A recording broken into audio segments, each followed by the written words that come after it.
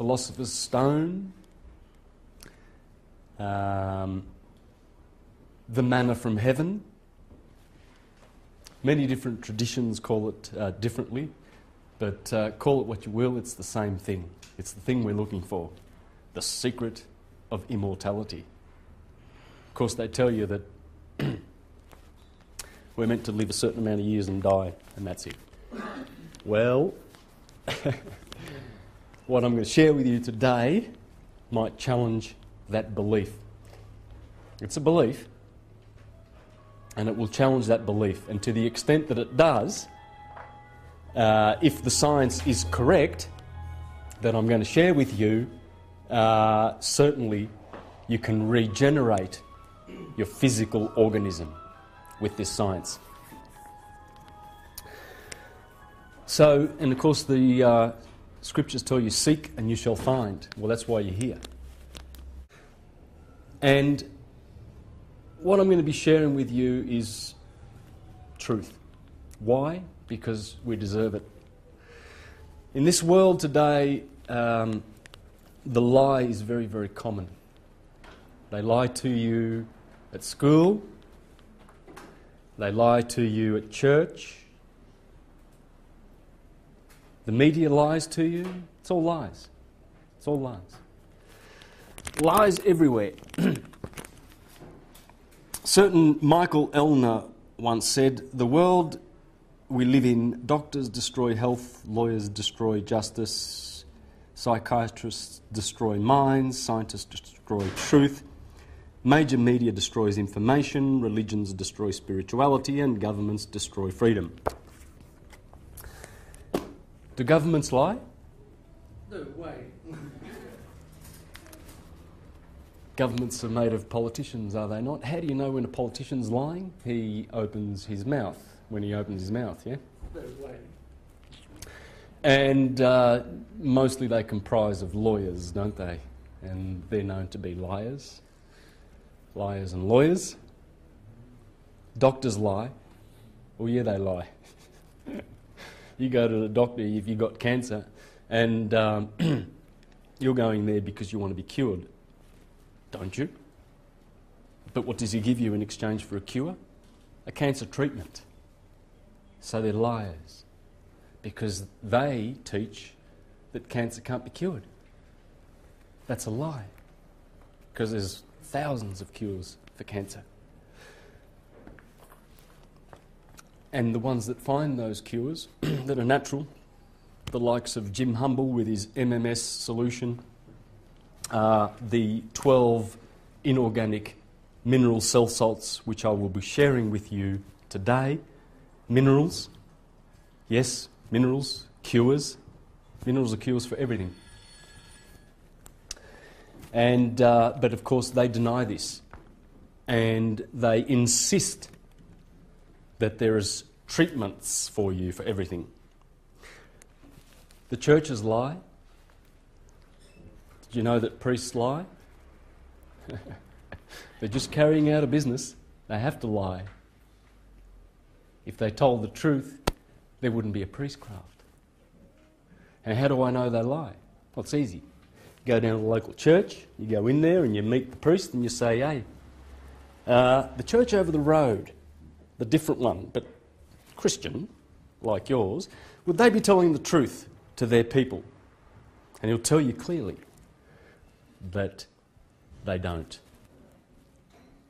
And then you go over the road, and that priest tells you that the priest over the road is a liar and going to the devil. So that's how I know they're liars. You just ask them. And then if you should happen to ask them, what about the other 29,998? Because there's 30,000 registered Christian denominations in the world, depending on which authority you consult, but I've seen 30,000 many times, registered Christian denominations. And they're all telling you that the other ones are liars, you see. So that's why it's hard to get the truth. So today we're going to be dealing with some real deep truths. And I'm talking profound truths. We're going to be going into the subject, as I said, the mineral salts, and I'm going to be basing most of what I'm doing today out of this book. George W. Carey and Inez Eudora Perry, that's for the camera, Zodiac, and the Salts of Salvation. And I'm going to be reading extensively from this book because there's some gems in here the like of which are very, very unusual and uncommon in this world.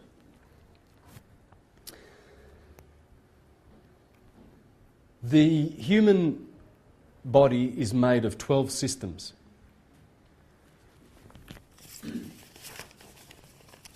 And those systems are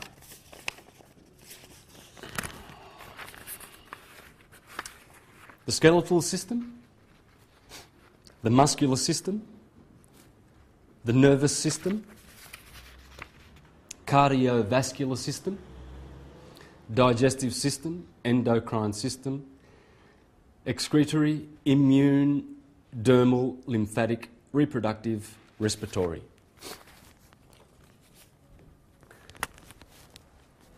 There are 12 cranial nerves. In your solar plexus, which is the largest of the plexuses, there are 12 nerve endings. The body is a whole system of 12. What I'm going to show you today is we're going to be talking about this marvellous temple. It's a marvellous temple. An alchemical laboratory. And if you keep that temple clean and pure, with good habits, you can restore your temple to perfect health. It is the temple, in the Bible it's called the temple of God. The scripture in the Bible says, "What do you not know, that your body is the temple of the living God?" And it's otherwise known as Solomon's temple, the soul of man. That's the temple of Solomon. In Solomon's temple, Josephus, the first century writer, informs us in his chapter 3 of the third book of Antiquities of the Jews about the temple of Solomon. And he says, "And when he ordered 12 loaves to be set on the table, he denoted the year as distinguished into many months. And for the 12 stones, whether we understand them, the months, whether we understand by them the months, or whether we understand the like numbers of the signs of that circle which the Greeks call the zodiac." Josephus. Oh, the churchgoers, oh, Josephus said this and Josephus said that. They might want to think about that one that Josephus said. Philo, these are all his works. He was a very prolific writer in the first century. This man's life footprint was over the footprint of the supposed historical Jesus Christ, and yet there's no mention of Jesus Christ. He was a Jew, probably one of the richest men in the world, who lived in Alexandria. Pretty much the most powerful family in the world, this family. And he wrote about the allegory in the Bible. There's 3 books in here devoted to the allegory in the Bible, etc. And this is what he had to say about the 12.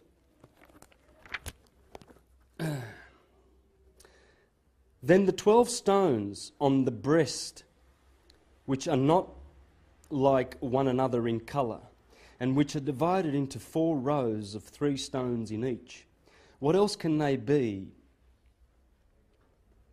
emblems of, except of the circle of the zodiac?" That's the breastplate of the Jewish high priest. He would wear around his neck like a necklace or whatever, or well, it might have been attached to his robe, but they had 12 precious stones: sapphire, jasper, etc., right?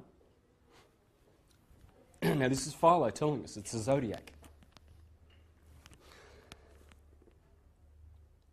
For that also is divided into 4 parts, each constituting of 3 animals, by which divisions it makes up the seasons of the year, spring, summer, autumn and winter, distinguishing the 4 changes, the 2 solstices and the 2 equinoxes, each of which has its limit of 3 signs of the zodiac, by the revolutions of the sun according to that unchangeable and most lasting and really divine ratio which exists in numbers, etc., etc.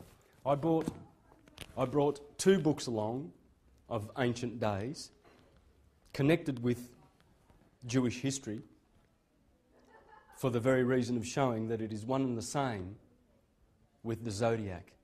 Because if I had brought a million other books from so-called pagans, then churchgoers would write it off. But the Jews themselves admit to this. So we have 12 everywhere in Revelation. Jesus talks about the 12 pillars in the temple of my God. He has 12 disciples. There are 12 trees along the river that give healing to the nations. It's 12 everything, because it's your body. Your 12 systems. The skeletal, the muscular, etc. That's what it's talking about. And soul, as I will show you, is related to the salts, the minerals that I'm going to be talking about. Because salvation comes from this, you see.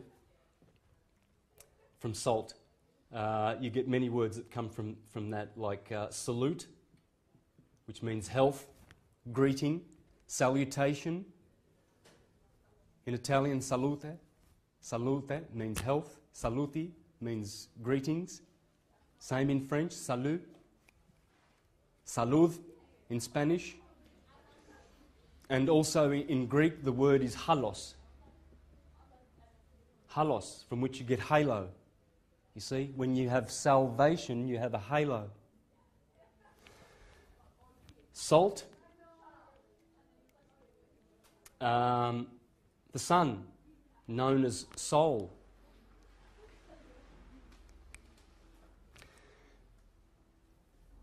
The French for salt say sel. The self. This is why you call yourself myself. Yourself, your soul, your salt. Because your body is a pillar of salt, of the minerals, the 12 minerals that are the building blocks of your body. So that's what we're going to do.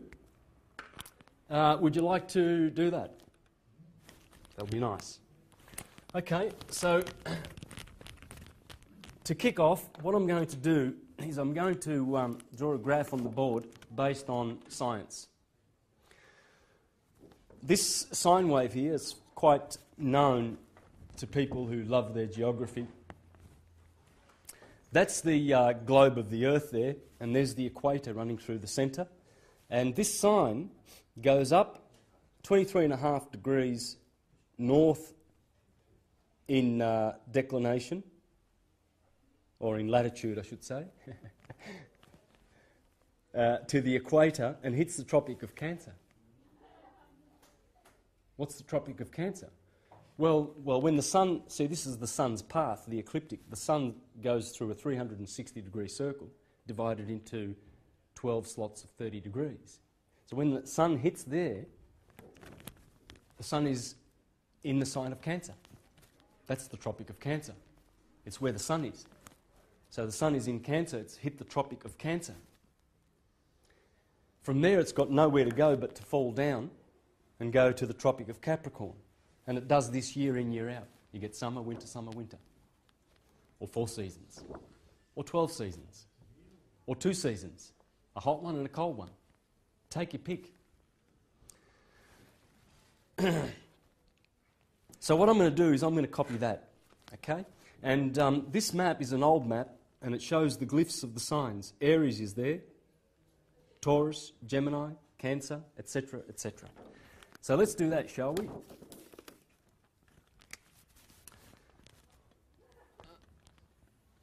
Ah, yes.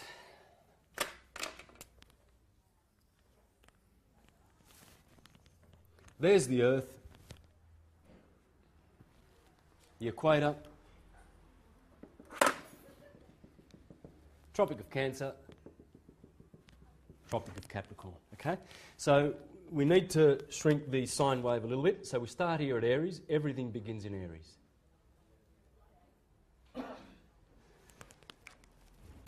This sine wave is going through your body, straight through your body. Aries is the top of the head, and the two fish of Pisces, the last sign of the zodiac, are your feet. So, as I said, that's Cancer, and that's the Tropic of Cancer, and that's the Tropic of Capricorn. And so when the sun hits that, in the northern hemisphere, you've got the longest day of the year, and that's the shortest day of the year. And these 2 days are equal, the equinoxes. So you've got sort of the middle seasons. You've got hot and cold, but here is the middle, the equal, equinox. Everything's equal. And that's March the 21st, June the 21st, September 21st, December 21st. Now, this is science. That's the sun's path in the ecliptic, and as it goes through, there are 12 divisions of the sky. These are the 6 summer divisions: Aries, Taurus, Gemini. That's the spring. Cancer, Leo, Virgo. That's summer. And that's good. That's great. Photosynthesis, you get to eat. Winter, things start turning nasty at Libra. The scales. Libra sits on the scales right there, 21st of September. Judges the sun as it goes through down into winter. At that point of equilibrium. And from there, it's all downhill for the sun. That's why they call this the fall. The sun is falling. Falls through Scorpio with its stinger, bites the sun. The sun shrinks. Its beautiful rays from Leo, where he rules. In astrology, the sun rules only one sign, Leo. And it corresponds with your heart. That's why you always hear Leo, the lion heart. Or in The Godfather, the family Corleone. Corleone. The Corleones, yeah? Heart of the lion. It's always the heart of the lion, heart of the lion, heart of the lion. And those rays of the sun, they get so diminished that by the time they get down into November, October, November, the sting of the scorpion, you know it's the fall. Sagittarius with his arrow is also there to inflict more pain on the sun. And the last day of Sagittarius is the 21st of December. And that's the shortest day of the year. Death. Is that in America or Australia? No, that's just in the northern hemisphere. I always say that at the start of this. Please take note. Yes, it's opposite here, but the science comes from above, as you will see. That's the position of it. It's got its polarity. You can never reverse it. And I've explained this in my video. There's a presentation out there anyway on astrology that I've done. I forget which one it is, but I've done that in detail.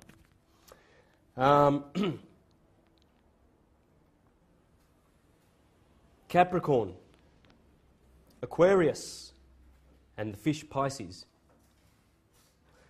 Now,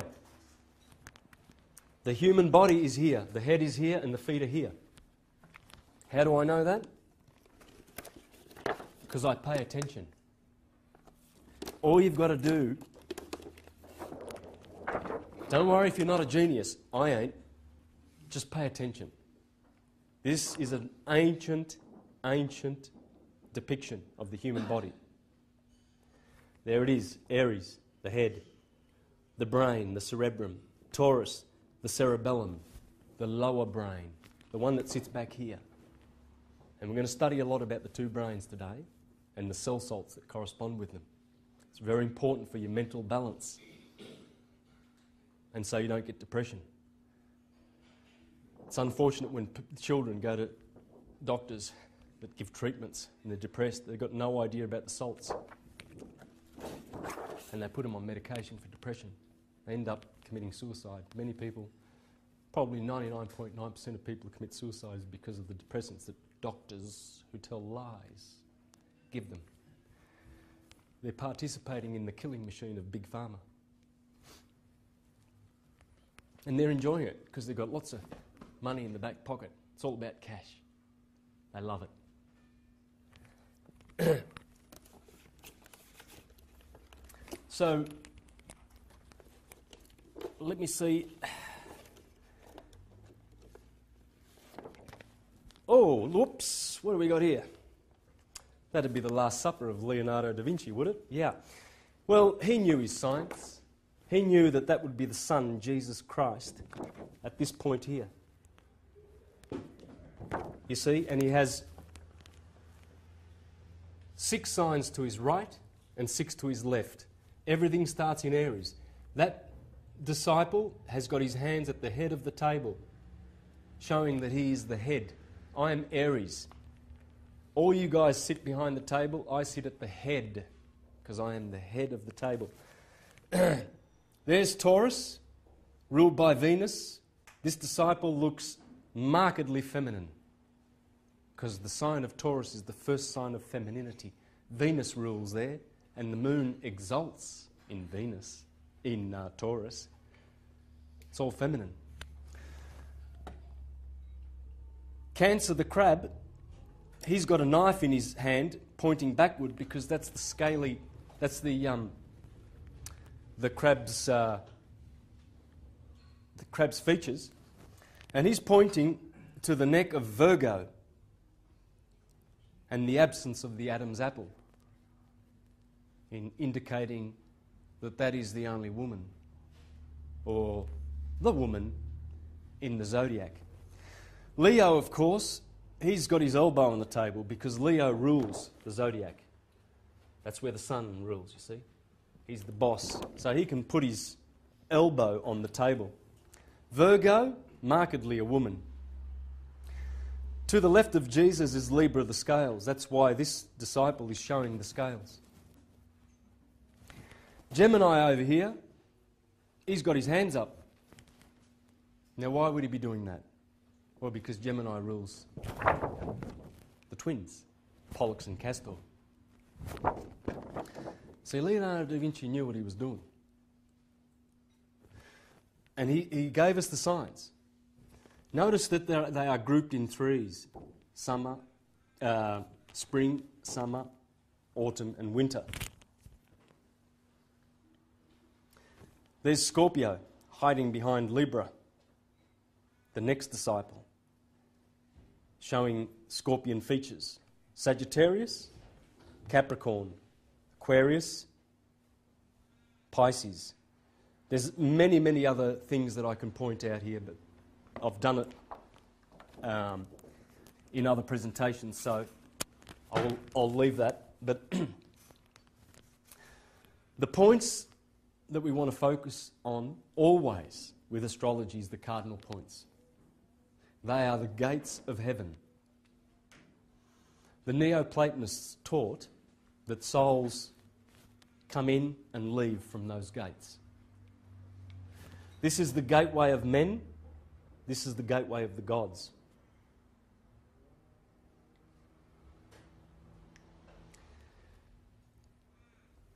These signs are very, very powerful, the cardinal signs. We're going to focus quite a bit on those today, because the creation happens here in the cerebrum, and as I said, in embryology, I didn't say that, I was saying that before we started the camera rolling. I was talking about this. In embryology, the first of the systems developed is the cerebrospinal system. Aries rules the cerebrum. Remember, it's the top. The cerebrum. This is the cerebellum. That's Taurus. Taurus rules the bottom half and the neck. And then Gemini rules the hands, remember, as Leonardo da Vinci indicated. And down it goes. Scorpio is here in the sacrum. This is like a big stone. This is 5 fused vertebrae. The sacrum. And below that's the coccyx. That's otherwise known as the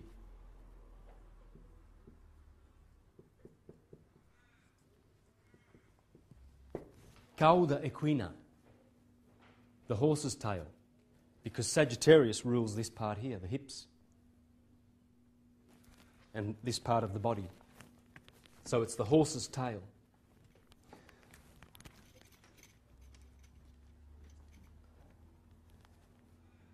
And then there's the lumbar. Well, that's going to happen, isn't it?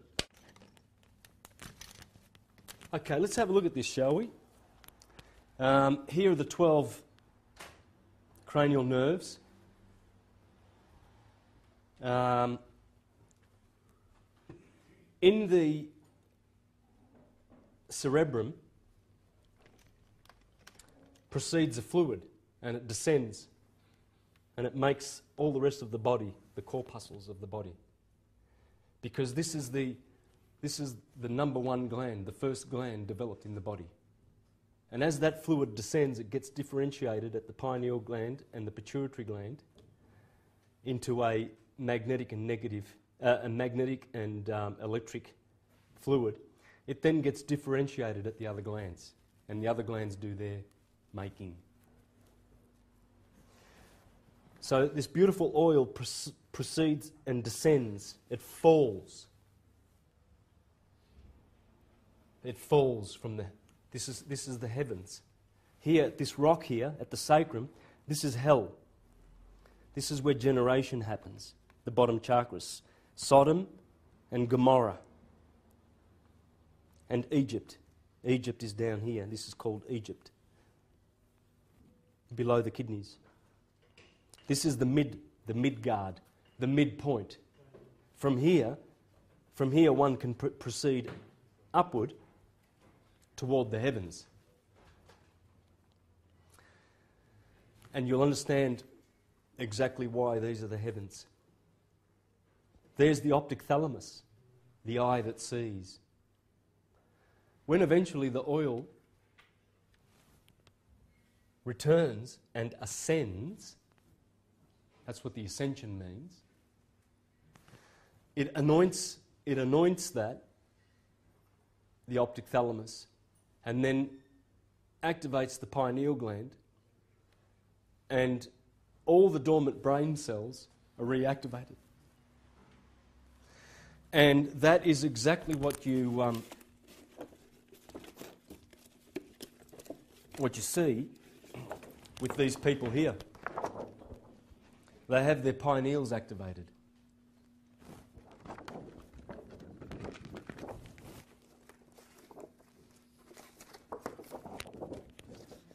Oh, what's that? A halo.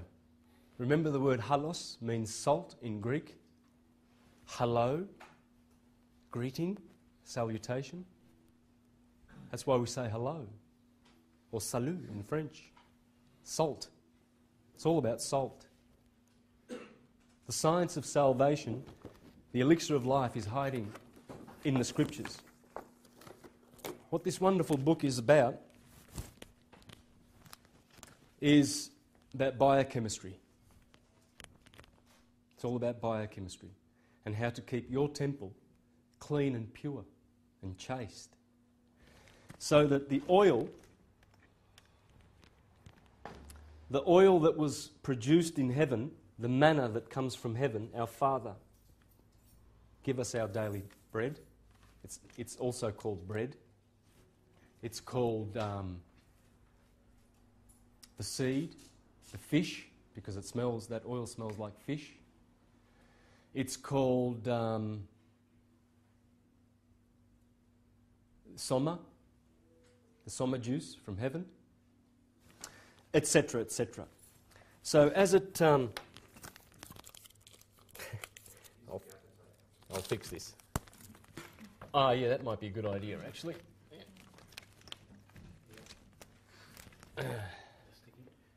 Yeah, thanks, mate. Beautiful.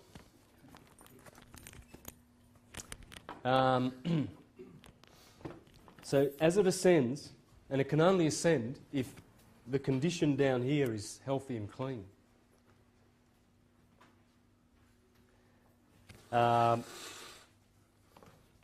If the body is chemically balanced, that oil will ascend. You see, this is why it's very, very necessary to be careful with certain ones promising ascension and talking about ascension. I mean, in the churches, they think they're going to meet Jesus in the heavens. It's a rapture.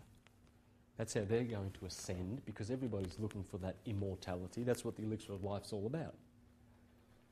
But they've taken it literally, and they really believe that they're going to meet Jesus in the heavens and literally in the clouds, misunderstanding these beautiful sacred documents, which today, at the end of this presentation, you will fully understand. So, without going further into this too deeply, I can go on and on and on and on about the process of how all of this happens. But I have done this in other presentations. Your body is the Holy Land and lawful awakening in particular. So I'm going to leave that. And what we're going to do now is we're going to go into the salts that correspond with your body and the 12 systems in your body. Now, the salts are these. Potassium phosphate for Aryans. Potassium phosphate. Sodium sulfate for Taurians. Potassium chloride. PC, potassium chloride, corresponds with Pollux and Castor. That's a mental note for you. Cancer, calcium fluoride. Magnesium, potassium sulfate, sodium sulfate, calcium sulfate, silica, calcium phosphate, sodium chloride, table salt, and iron phosphate.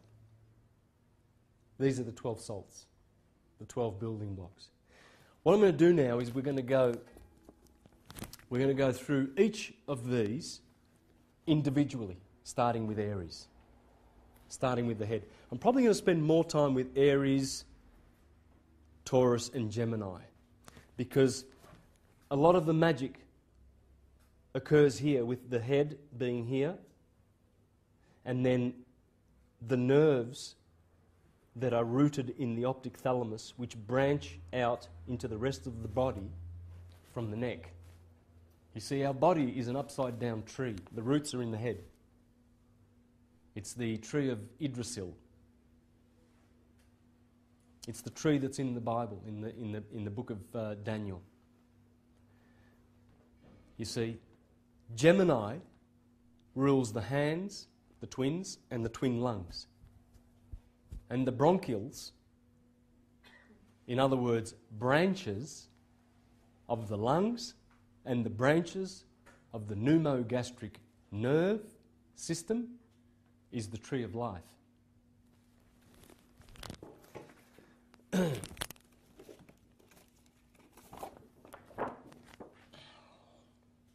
There it is, the symbol of the two trees in the Garden of Eden. The staff that Mercury is holding, Hermes, Thoth, Buddha,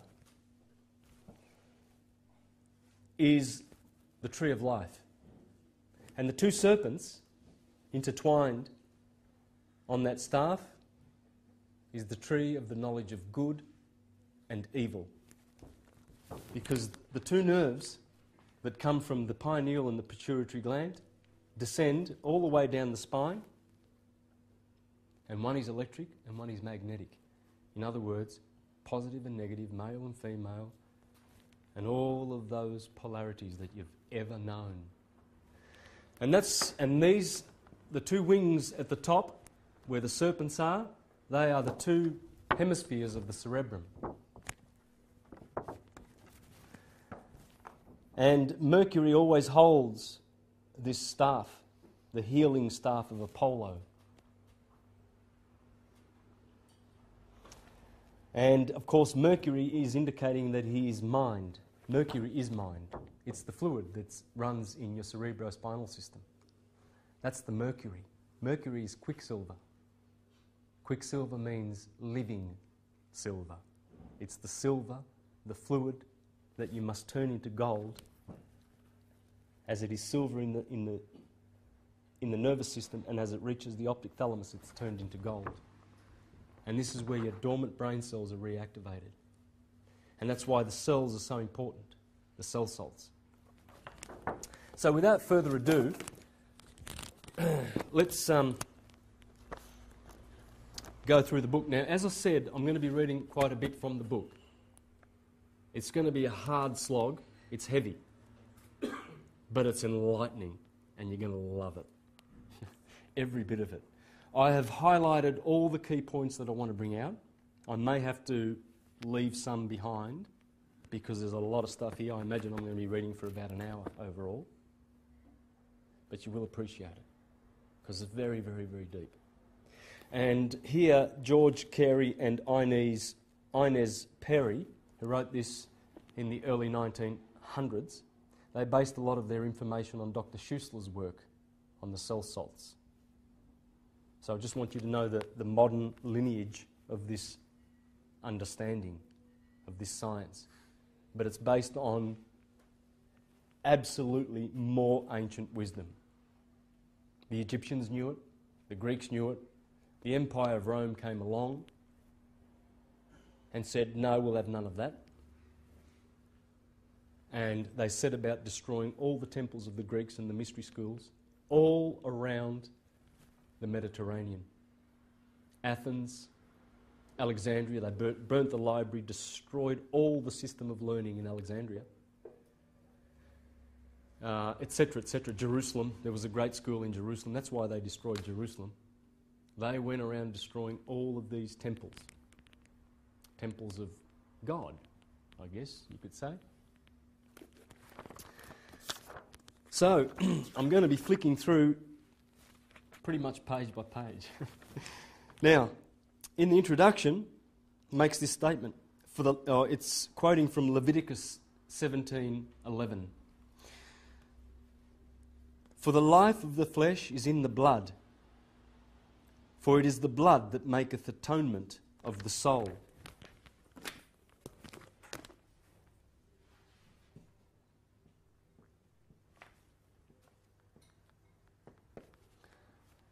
Atonement at one mind. Mind, that's Latin for mind. We get mental. So at one mind. To have one mind and to be in unity and to bring the oil back will take a long process, which we all have to engage in eventually. We can choose not to now, it's fine. But eventually we will have to ascend. Because that's how the ascension takes place. It does take place within. It's your temple.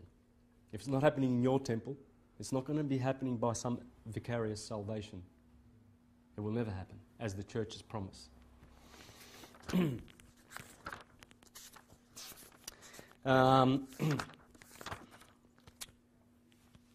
Biochemists have shown that food does not form blood, but simply furnishes the mineral base by setting free the inorganic or cell salts contained in all food stuff. Those cell salts that we're going to be talking about today need to be released, and they're in the food.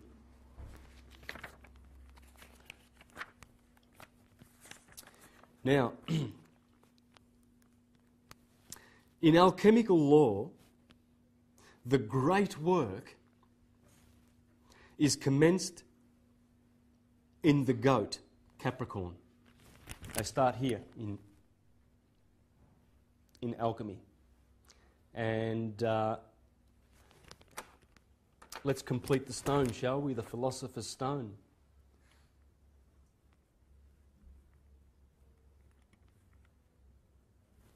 Hasn't got much shape, but you get the point.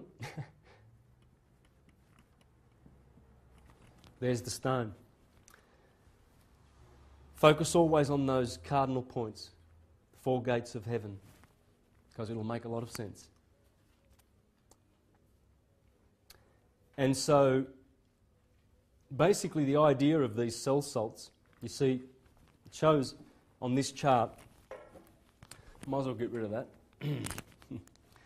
how Aries starts over here on the equinox, March the 21st, and then proceeds around and follows the head. This is Israel, you see, or Jacob. The name of Israel, before he had his name changed, was Jacob. You see, because he was a twin.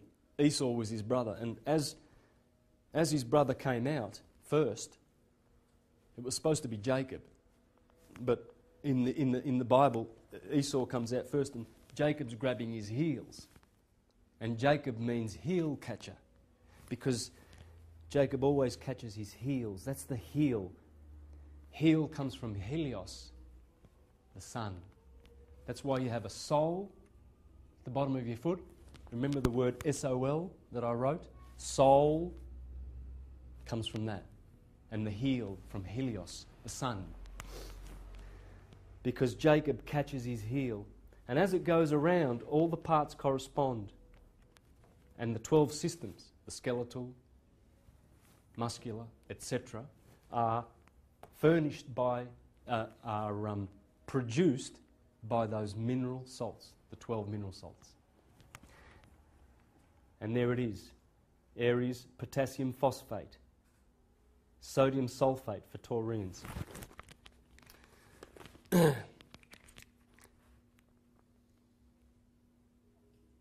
Furnished by the goat, and is finished in the white stone. Biochemistry is the stone which the builders rejected, and furnishes the key of all the mysteries of occultism and the allegorical goat. So you see, biochemistry is the stone that the builders rejected. You'll hear many interpretations for that, and there are many interpretations. There's 7. There's always 7 interpretations in the sacred languages. But you'll hear Freemasons tell you that the stone the builders rejected, the chief cornerstone, is the top of the Giza pyramid, which was built without a capstone. Well, that's the chief cornerstone because it's a cornerstone. Can't be a foundation stone, as they try to tell you. But the Freemasons know that is one of the applications of it. It symbolises the imperfection of man. And until we add the cornerstone, we won't perfect our bodies. And the cornerstone is always a quadrant of the zodiac, which looks like a pyramid. Because if you were conceived here, for instance, and you were gestating, the gestation period will be 9 months on average, all of us. All of these cell salts are developed in your body. They're all developed. But if you're born in Capricorn, say here on the 25th of December somewhere, you will be deficient in these 3. And that is the cornerstone that you should not reject. These are the cell salts. All Capricorns need calcium, get this, calcium phosphate. Of course, lime for the bones. Of course it's going to be here because Capricorn rules the skeletal system. And Aquarius is sodium chloride. That's for you Aquarians, Gary. And Pisceans, any Pisceans here? Yeah, iron. Iron phosphate. You need doses of it. Oh, sorry, I'm talking about Capricorns, aren't I? That's for Capricorns. Yeah, sorry. So this is the stone that the Capricorns need. If you're a Piscean, well then you need this stone, these three. If you're an Arian like myself, you need these three. And believe you me, you can see the deficiencies of all of those three in your faces. And that's what I'm going to be showing you today. You'll be seeing some of these deficiencies in all the signs. You can see them clearly. And when you take those cell salts that you are deficient in, those symptoms go away. All right, I think I'm ready to proceed with Aries. Shall we start? Sure. Thank you.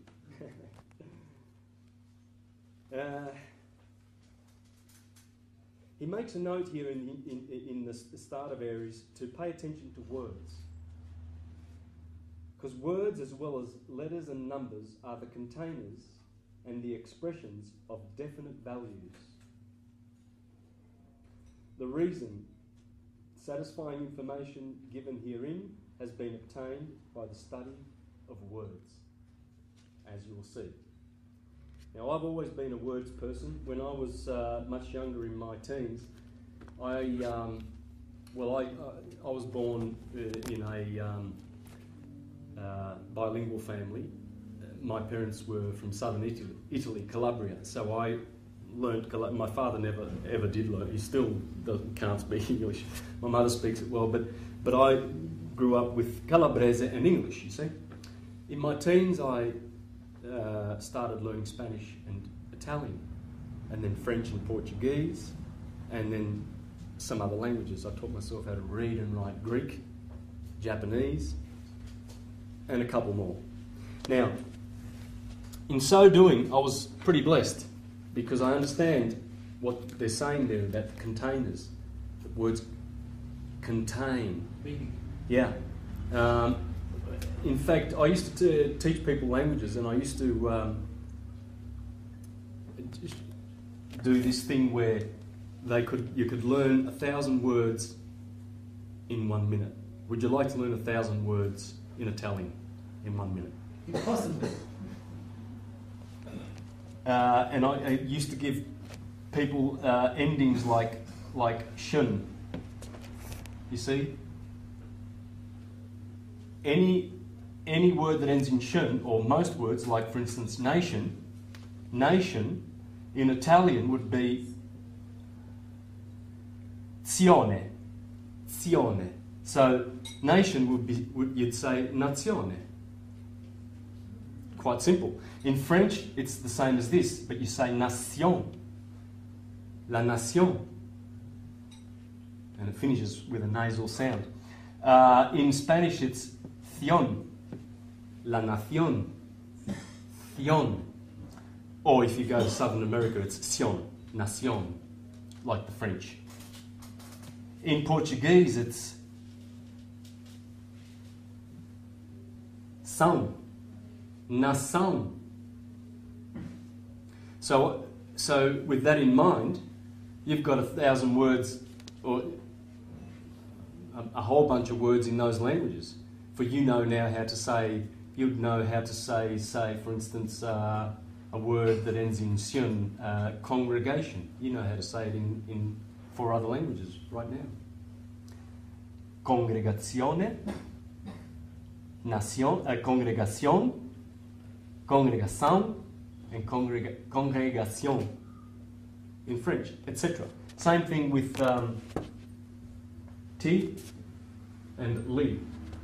For instance, personality in Italian is personalità. In French, personnalité. In Spanish, personalidad, D-A-D, personalidad. And in Portuguese, personalidade. So I suppose the second one links to Zion.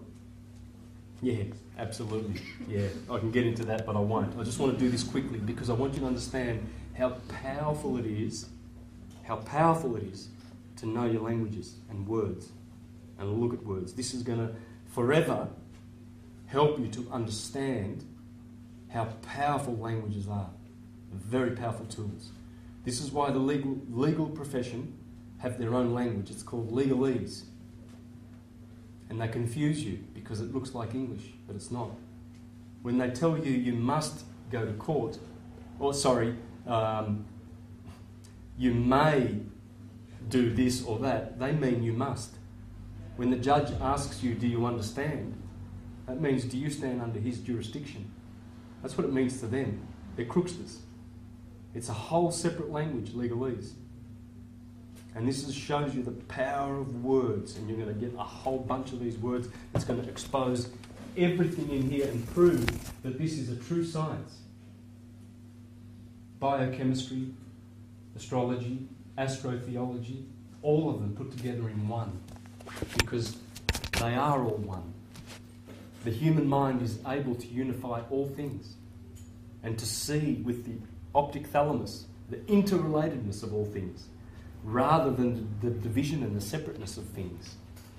In this world, this lying system, everything's separate. Those people are black, those people are white. They're Protestants, they're Catholic. Blue collar, white collar. Third world, first world. All of these categories that only suit their interests. Lì, in Italian, mente. For instance,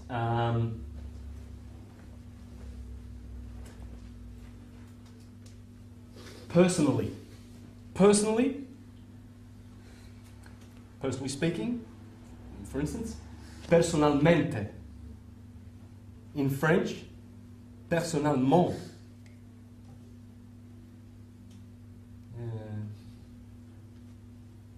Can anyone help me? Is that right? I think it is. Spanish, mente. Portuguese, same thing. You see? And you can go down the list and you can just have 1,000 words in any one of those languages because they're all sister languages. So that's what you're going to see today. And you're going to see how the languages change as they go through different nations and different cultures, but they're still carried through. That's why this science is the original true doctrine. This is the true doctrine. You see, Jesus and the 12 disciples are all here.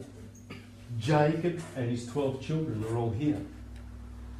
The 12 tribes of Israel are all here. The 12 pillars, the 12 trees, the 12 everything, the 12 loaves of bread, as Josephus and Philo spoke about. Okay, I shall endeavour not to deviate, but I had to establish that and then we can get into that. I think I've established enough so that as I read, you'll now have a grasp of what I'm going to explain. The ram, Aries, the ram, is an animal is known to butt or bat with its head when engaged in conflict. But the word ram comes to us from Sanskrit and means high.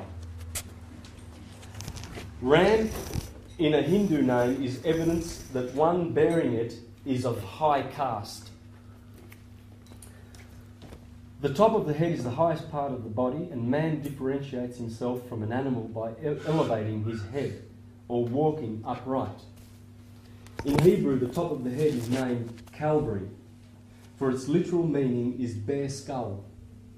It is truly the place of ascension.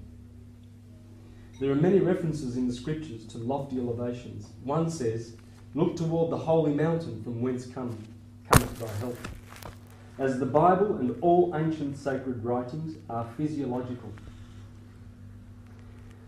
The above quotation refers to the upper brain or cerebrum, in which is the marvellous all-seeing eye or centre of understanding. It is the lamb of the mysteries of Attis, the lamb of the festival of Cybele, the white lamb of the Trojans, the redemption of the lost sheep, the golden fleece of Jason and the Argonauts, the Lord of hosts, etc. Allocating this with the cerebrospinal system, with which Aries deals, an outpouring of energy takes place, flowing downward into the form to rebuild and rejuvenate it. You see, your bodies are doing this daily. Daily, the cerebrum is producing this beautiful fluid which descends. By the way, I just want to explain one quick thing. Oh, it's not. Thank you.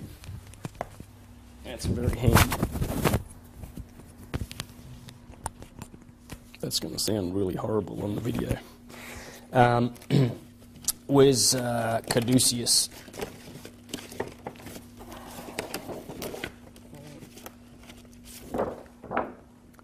Caduceus. That's called a caduceus. Comes from the Latin cadere, to fall. You see? And it has to do with the fluid falling down and then returning, ascending. If it doesn't descend, there's no ascension. If it doesn't ascend, there's no true ascension. That's where the ascension comes from, within. The Lamb of God, the Rama, the great and elevated, and thus corresponding to the human head. The Greek word Thebes, the Egyptians had their capital in Thebes, but this is the Greek Thebes. Interesting. Means head. There was an old city by that name, the capital of ancient Egypt. It was the seat of marvellous learning and the great art, and was said to have been destroyed by Alexander. The part of the human anatomy, the cerebrum, is indeed the storehouse of man, but it is the superconscious, not the subconscious, as has been so long erroneously taught. It's the superconsciousness, the cerebrum. Let us now consider another science, the particular branch of physiology which is termed embryology.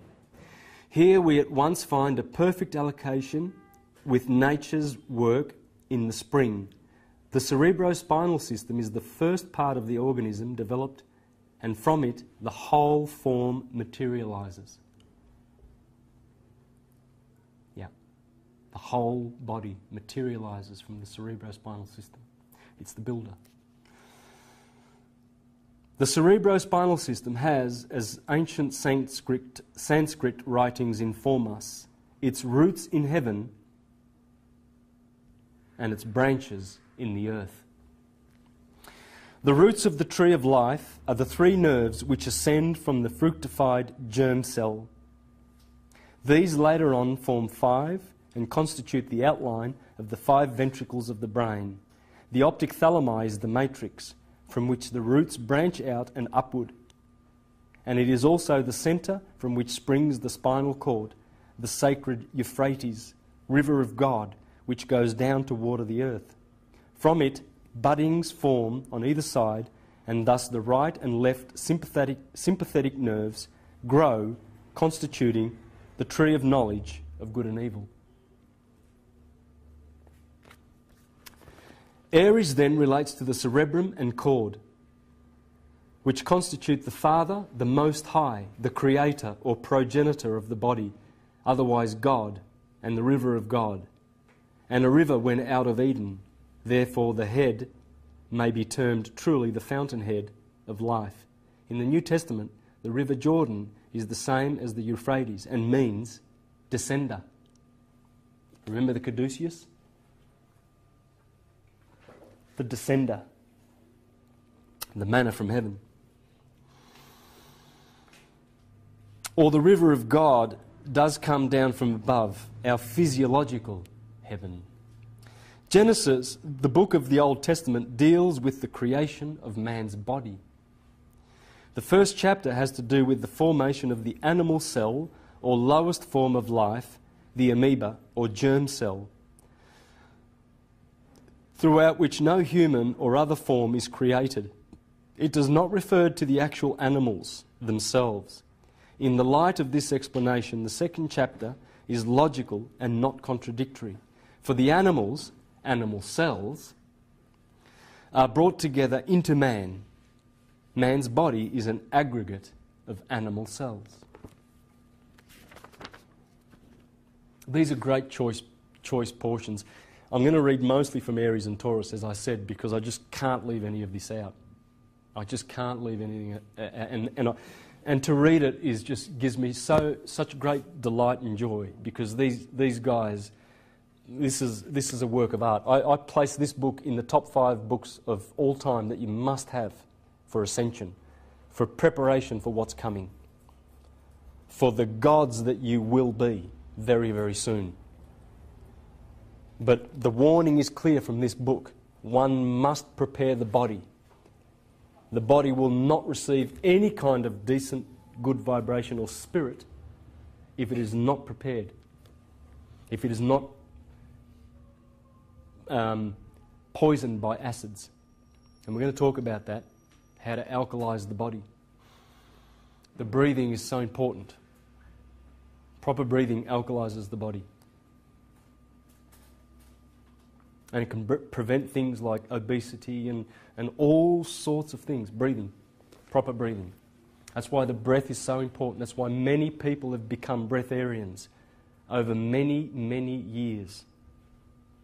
And to research some breatharians, I'd be going with Hira Ratan Manek, who teaches solar gazing. He's an Indian guy. And another guy from England called Genesis Sunfire, or Jericho Sunfire. Check it out on YouTube. He's got a lot to say about breatharianism. The breath is the Holy Spirit. Sorry, what was that guy's name? Jericho Sunfire.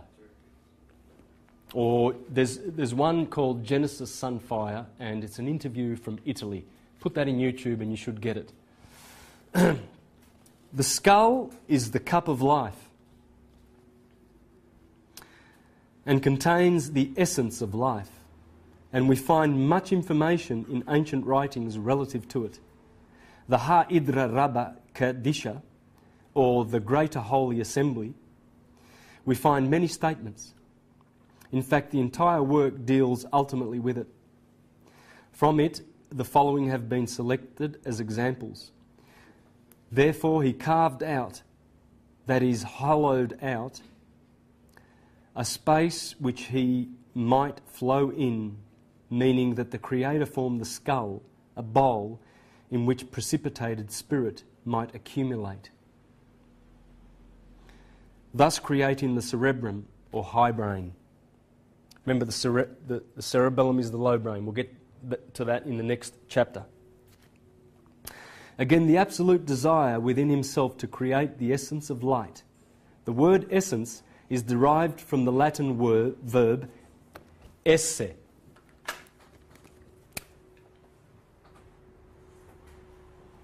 Esse, to be. In fact, essere is to be in modern Italian.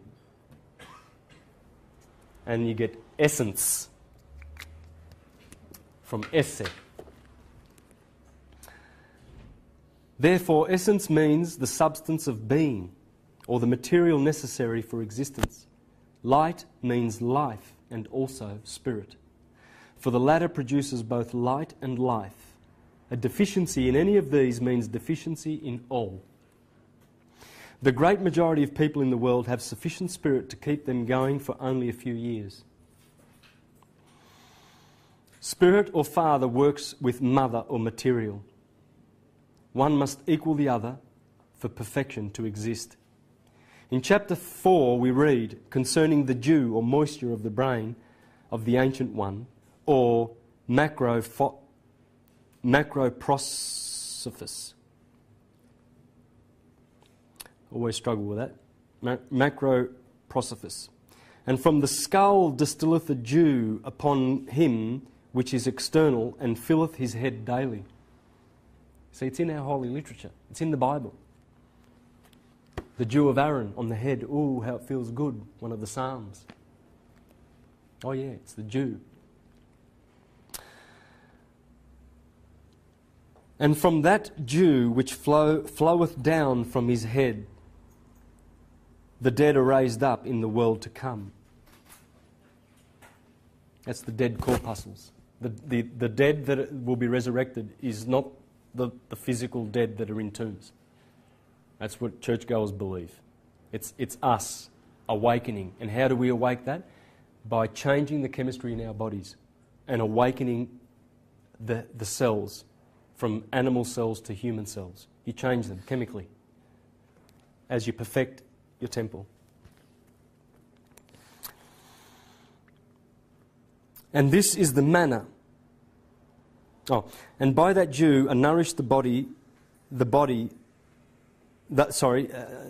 by that dew are nourished the holy supernal ones. And this is the manna which is prepared for the just in the world to come. So the cerebrum is the spiritual brain. And this is why we ask in the prayer, give us our daily bread. Because the bread comes from here. World means body, the earth, world below, and heaven world. In other words, the skull and the torso.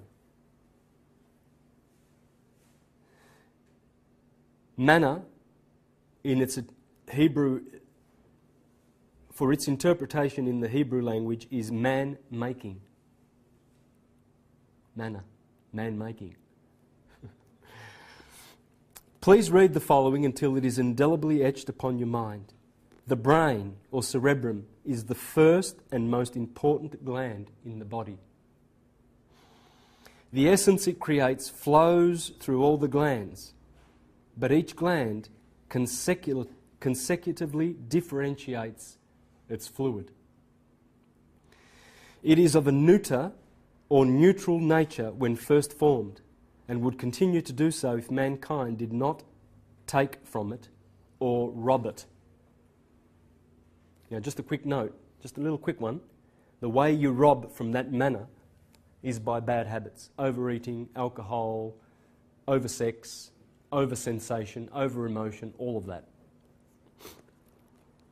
And I just want to show you quickly, I do often show this in my videos. I always put this up. These are the Platonic solids: ether, fire, air, water, and earth. These are called the four elements. And see, earth and water is the lowest, and that's where sensation and emotion and thinking, all of this is harmful, as we're going to see, to your bodies. Even the good emotions, you know, the pleasure. Pleasure is pain.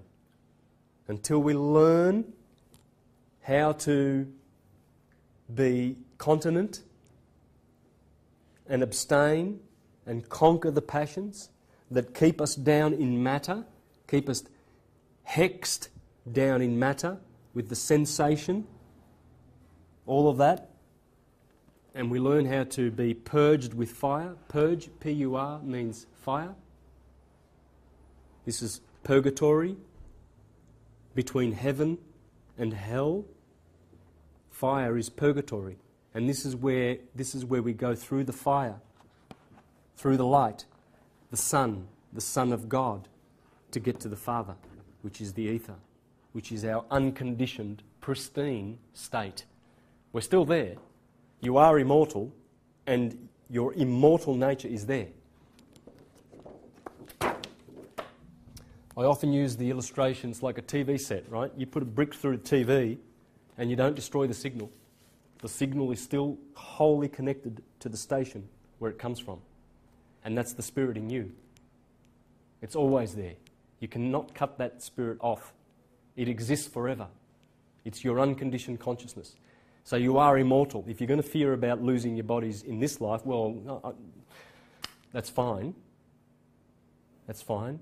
We like to prolong. We don't want to die. We like to prolong the life. Living's great. But this is a mortal part of your existence.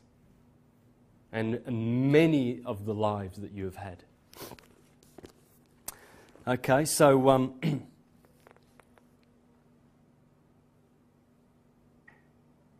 So he says there that this would continue to be neutral if we didn't rob from it. We'll learn about what robbing from it means later. Okay, let me proceed, because as you can see I'm reading a lot of stuff here and it's going to be hard to get through it all. The word caduceus is derived from the verb cado, meaning to fall. Therefore, the whole story of the fall and rise of man is contained in it, for the winged pole represents the cerebrospinal system. The winged pole represents the cerebrospinal system. The pole, the spine, and the two wings are the two hemispheres of the brain, or the tree of life. And the two serpents twined round it are the right and left sympathetic systems. The tree of knowledge of good and evil, and also the two thieves. Remember, Jesus died between two thieves, one on his right, one on his left. The motor system, represented by these nerves, in its present deficient and hence imperfect condition, has deteriorated and been perverted into an emotional system. You see, we have sensory nerves and motor nerves. You know, the motor nerves come from Leo, and that gets you doing things. The sensory, as receiving all the sense information.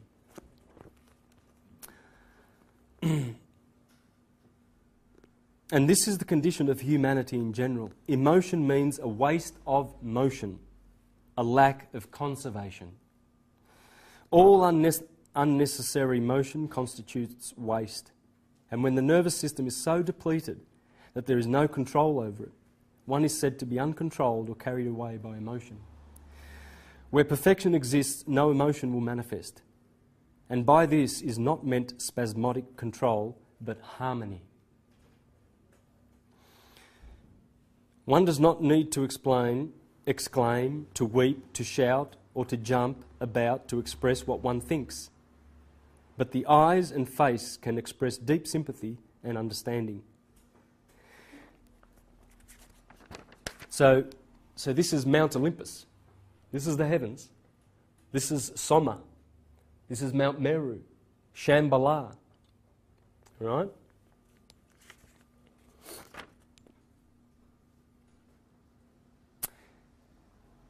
There are many more references in sacred writings to manna, dew, honey, nectar, and ambrosia, the food of the gods, elixir of life, sacred soma juice, amitram, or amritam, or amrita, all referring to the creative esse of brain substance. Eliphas Levi, in his work on transcendental magic, says, "The human head is formed upon the model of the celestial spheres.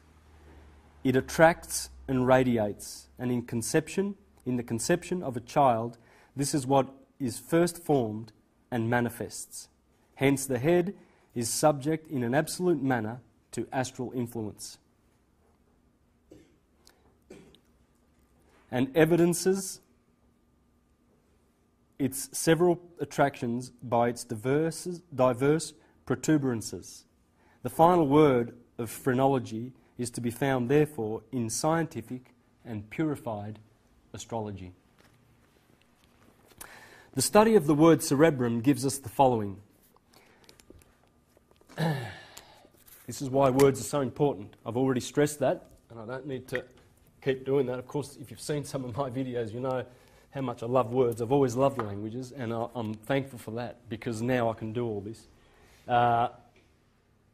Or do it easily.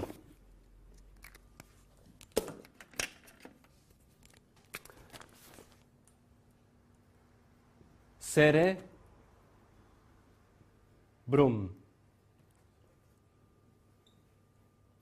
Wax.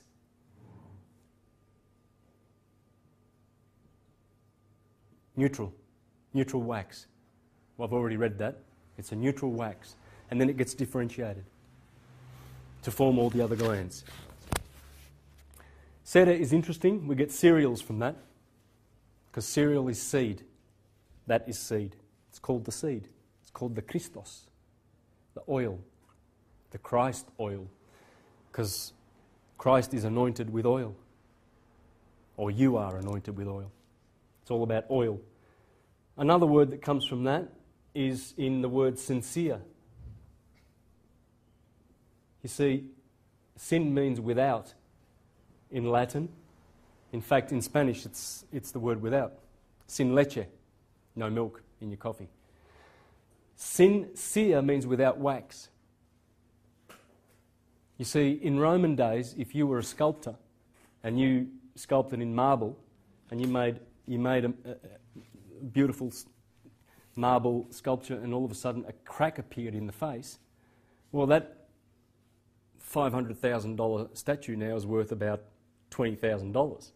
So you've got to plug those cracks with wax.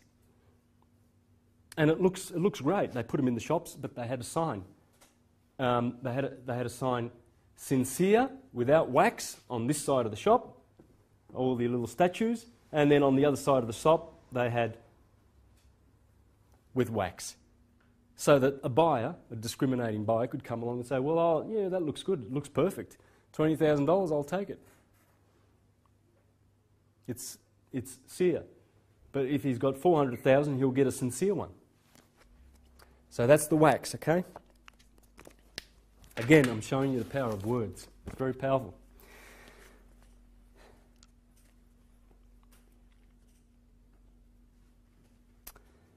And from the same root, we have the word for cereal or seed. The letter Beth in Hebrew means womb or matrix of creation.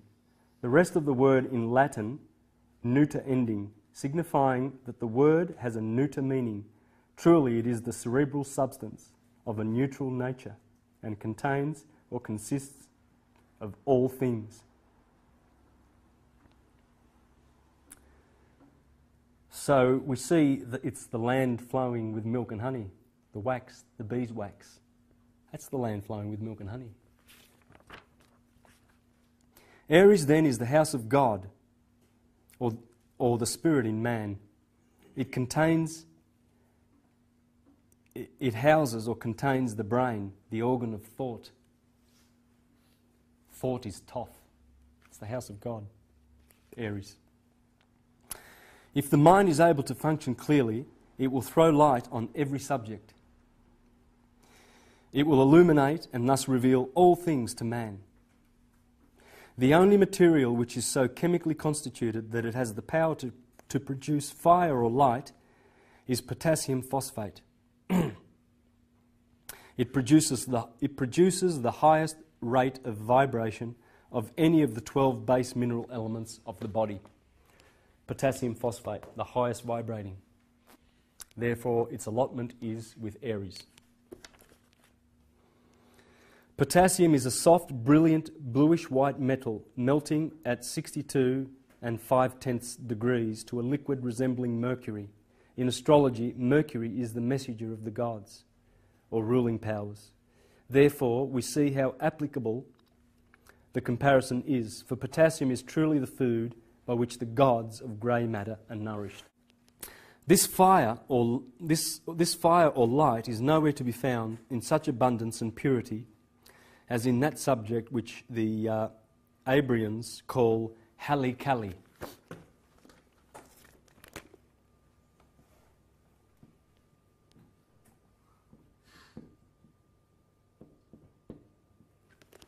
Halikali. And in Latin they call it sal, S-A-L, alkali. Sal, alkali. That's where our word alkali comes from, halikali. In Arabic, potassium is given as al-gali,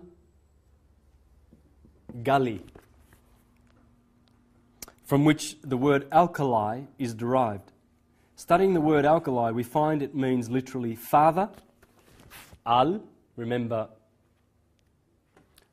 I've done this in other presentations, el, il, ul, ol, for instance, Olympic, all these ol, il, el, al, we get Allah, yeah? That's all God. And it turns up in Jewish, it's always El, like Israel, angel, chapel, cathedral, Bible, Babel, elder, the bell in the chapel, in the steeple, the aisle that leads to the altar, etc., etc. It's all L, right? God. And Kali, a Sanskrit word for fire. So,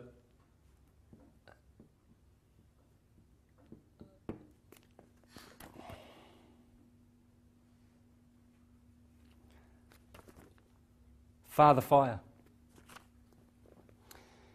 And you see, when you get the pH scale, 7 is always in the middle. You've got 1 and 14. This is alkali, and this is acidic. So this is why the number 7 is so important. And God loves the number 7. Because alkali, Father Fire, electricity, energy, and alkalinity is all here. Acidity, it's a war. This is the war in heaven. It's the war everywhere. See, Saturn, the sun, is the father of fire, and Saturn is the father of acid. A little bit of a divergence here, if you don't mind. Al-Biruni, 1,000 years ago, one of the most recognised astrologers and respected. Saturn is extremely cold and dry, the greater malefic, male, diurnal, disagreeable and astringent, offensively acid. Jupiter, sweet. The sun, pungent. You see, in Ayurvedic medicine, they give you the 7 tastes from the 7 planets. Of course, everything is 7, everything. And everything comes from the 7 planets. And of course, Satan is Saturn. And it's the war of Jesus and Satan, Horus and Set, good and evil, or God and devil. Same words. It's alkalinity and acidity. Acidity will send you to hell and it'll keep you there. It's acidity and nothing else that keeps the oil from ascending. Simple as that, because it consumes it, burns it up. And this is the science of how to keep your body alkalized. Halkali, Father Fire. I think I'm getting through Aries. There shouldn't be much more. Magnesium phosphate is the moving or motor salt. Calcium fluoride, the builder of elasticity. And potassium phosphate, the electrical salt. That's why you need it, because your brain, your cerebrum, is electrical. The pineal gland is carbon and the cerebral cortex is copper. And that's the only thing that produces electricity in the universe.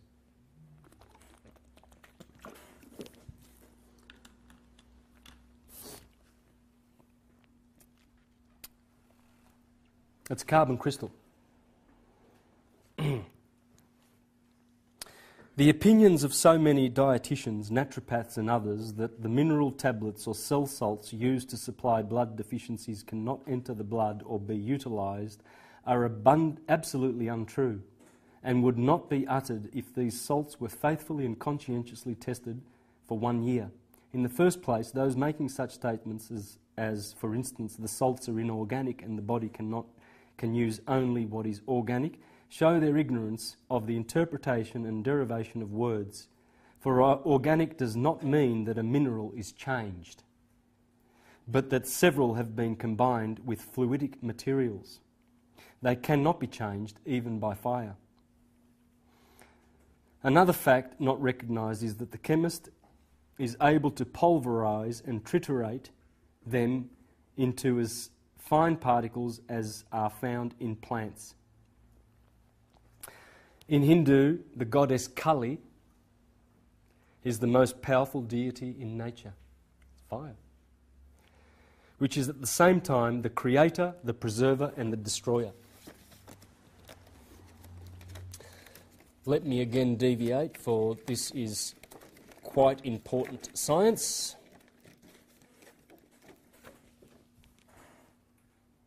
Brahma, Vishnu, Shiva. Creator, preserver, destroyer. Cardinal, fixed, mutable. Cardinal signs, fixed signs, mutable signs. Notice the forearms, because there will be 4 cardinal points for the Creator, 4 cardinal points for the preserver, and 4 for the destroyer. And there they are.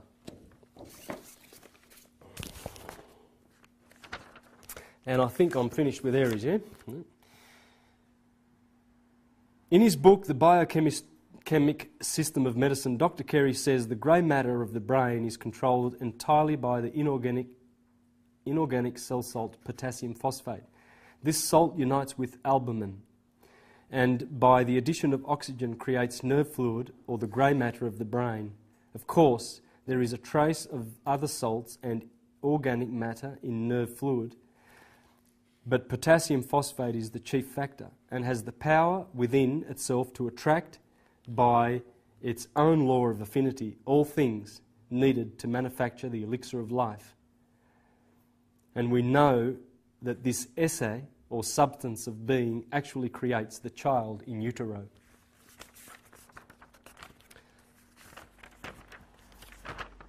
And that's it for Aries.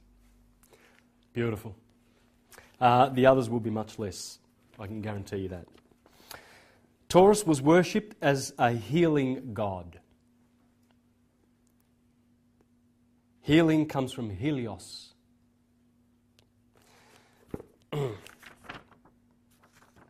The word cerebellum differs from cerebrum in its ending only. The first part of the word cere means seed. Bellum in Latin meaning war or antagonism, contention. See, this brain is warring against that brain. And they show it to you. There's the God man, the God brain, the heavens reaching out to the cerebellum. That's the cerebrum reaching out to the cerebellum. Because as a man thinketh in his heart, that's the heart, by the way. When the Bible talks about thinking from the heart in the Greeks, it's the cerebellum. This is the seat of the personality. That's the seat of the individuality. This is the higher mind, this is the lower mind. This connects to the right brain and intuition, which is directly connected to source. This is detached from source, and this does the reason and the logic. The trivium stuff, you know. This is the quadrivium stuff. This is the war that's going on. And God is reaching out to save man. And it is urgent that we save ourselves from the lower mind.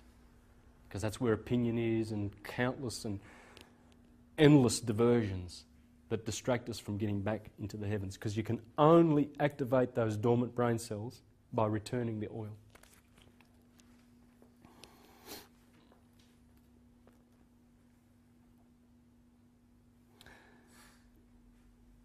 Thus, contention or antagonism, it should not be. But because it is the animal brain, the bull-headed god of the age of the golden calf, it represents that stage in the evolution of humanity which is torn by animal passions.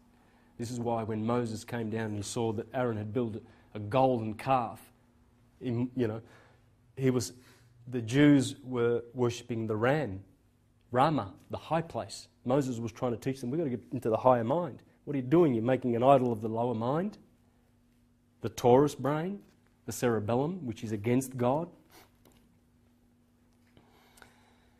The bull-headed god, Microprosphorus of the Kabbalah, is not cooperating with Macroprosphorus. They're not cooperating, right? This is why God reaches out. In other words, the animal man, Adam, is ever contending against God. For passion cannot hear the voice of reason. Seed, sere, essence, is destroyed.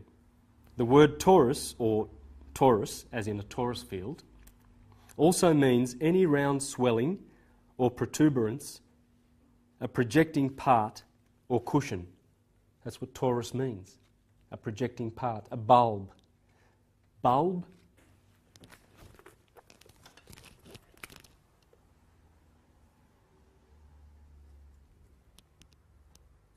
bull. That's the bulb of the roots of the tree of life that are in your body, the branches of the pneumogastric nerve. It is well-known anatomical fact that the cerebellum has such a protection and is seen in any chart. Indeed, it is coloured red on the charts so as to be outstanding.